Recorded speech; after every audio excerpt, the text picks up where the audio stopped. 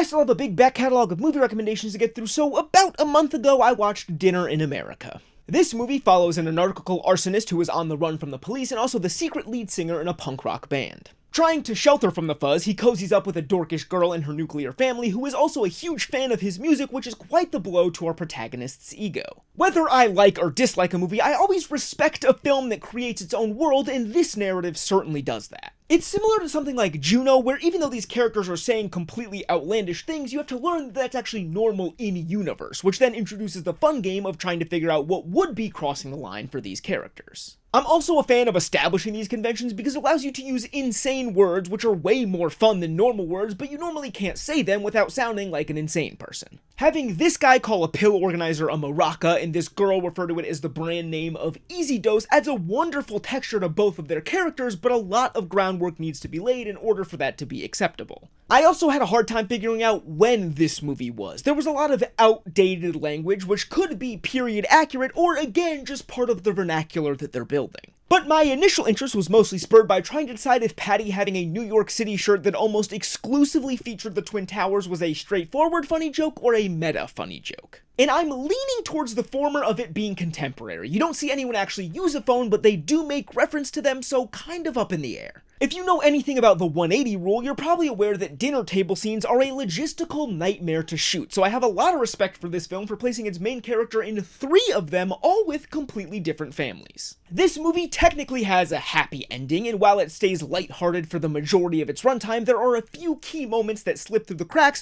where I feel a deep and profound sadness for the fate of Patty. 3.5 stars.